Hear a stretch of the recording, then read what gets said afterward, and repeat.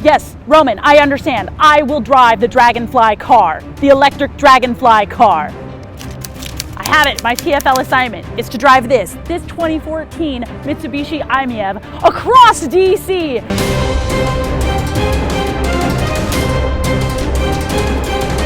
And see how its electric motor fares. Will it be as good as the current EVs offered? We'll see, coming up next on the Fast Lane Car.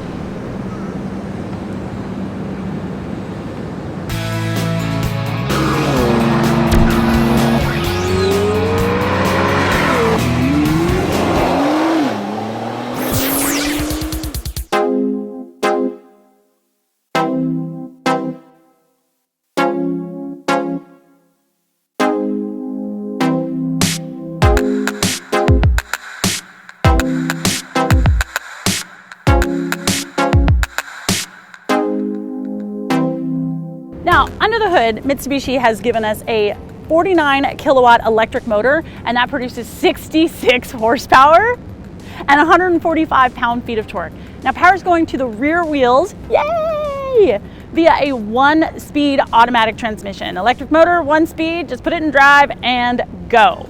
Now, this gets a range of 62 miles per charge, but when this car was dropped off to me, it had 68 miles on the range counter. So I would expect that to vary a little bit.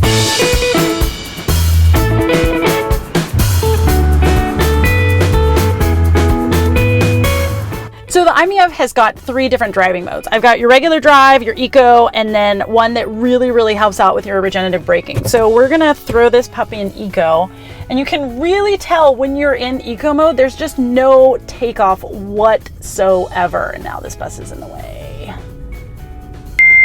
I'd like to display how well the horn works. That's real loud. I know, but then that's not in the straight line. Now I'm adding more.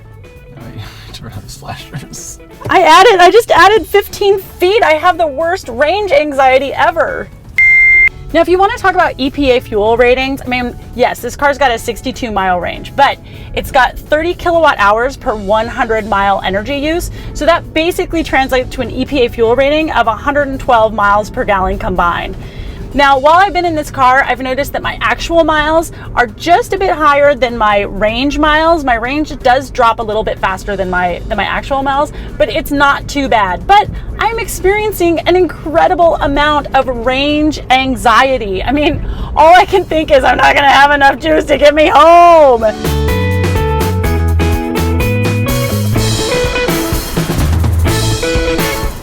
Now, the inside of the i-MiEV is just what you would expect. It is super basic. I've got a lot of hard touch plastics here. I do have a CD player and a stereo, but it's not really the best thing that you've ever heard. There's no navigation, there's no infotainment, so there's no checking of the Twitters or anything like that. Now, ergonomically is where I kind of have a problem as far as the comfort goes. I'm 5'9", I've got pretty long legs, and to put my foot here in the correct pedal position, I feel like I'm sitting really far away from the wheel, but I can't tilt or telescope the wheel at all. So that is kind of a problem.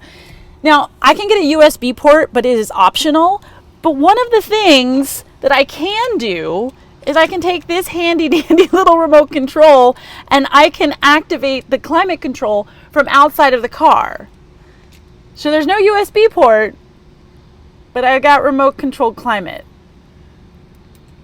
Mitsubishi, think you've got your priorities in the wrong spot.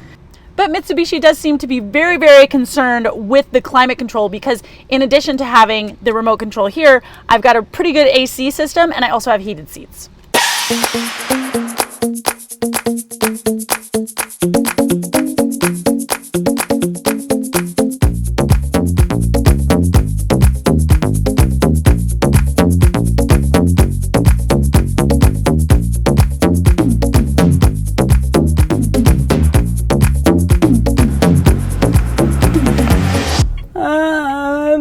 Miles and it's 20 miles back to work.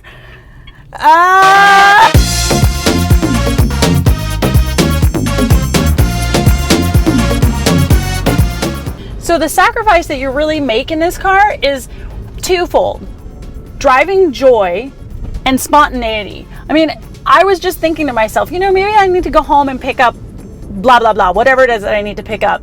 Except then, if I do that, then I'm going to use up some range, and I'm not going to have time to charge it, and I'm not going to have time to do what I need to do later tonight. So it takes all of the spontaneity out of your day. If you just want to go out for a drive, too bad, you probably can't because you're not going to have the range.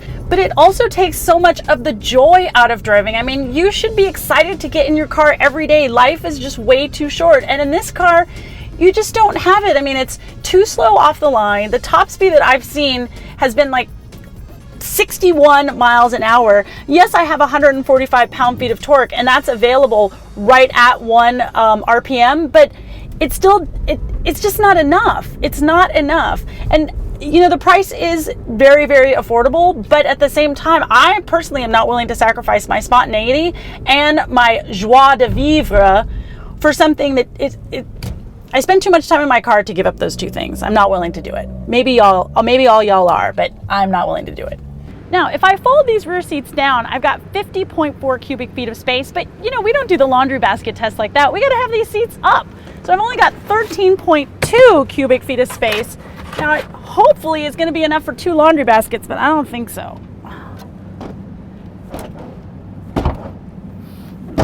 2. Now, while not exactly the most comfortable place to spend some time, I do have plenty of room in the back seat. This driving seat is set for my driving position, and I'm 5'9". I've got a fair amount of room here for my knees, and Lord knows I have enough headroom. I mean, Kareem Abdul-Jabbar could sit back here comfortably and he would never bump his head. Give it the beans. I'm giving it the beans right now. I'm giving it the beans. You can't hear it. So quiet and silent and electric.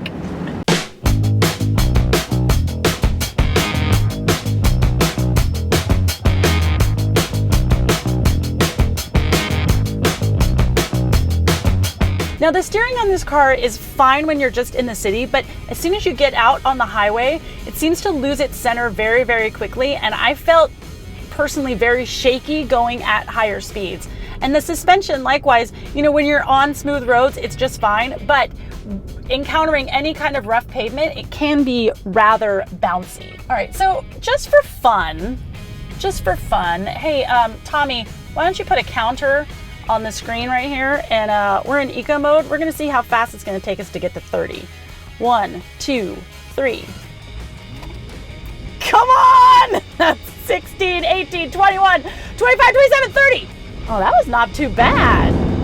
That wasn't too bad. Fascinating. Well, I sure would like to go home now, but it looks like I gotta stay and get a little bit more juice. Look, if you're looking for a 4-passenger electric vehicle that's inexpensive, I mean, this is it. It comes in at about $23,800, and the only car that really bests that is the Smart Electric, but that's only got 2 seats, but it is much less expensive at just under $13,000. Of course, if you're looking for a little bit more comfort, you can check out the Nissan Leaf, which is right over there. It's got a range of 76 miles, and it comes in at about $29,000. And the nicest of the bunch is the Ford Focus electric vehicle, but that tops out at around $35,000. So we've got a big range of prices here. For me, on the TFL scale of buy it, lease it, rent it, or forget it, I gotta give the 2014 Mitsubishi i-MiEV a rent it. I mean, I just don't feel like the convenience is there for me and my lifestyle. Trying to find a charge place, having the time to wait, it just doesn't work for me. That's it for today. I'm Emmy Hall. Thank you so much for watching. Yay! Round of applause. Hey, you can go to tflcar.com for more news, views, and real world reviews. And you can check us out on all the social medias. Thanks so much for watching. I'll talk to you soon. Bye.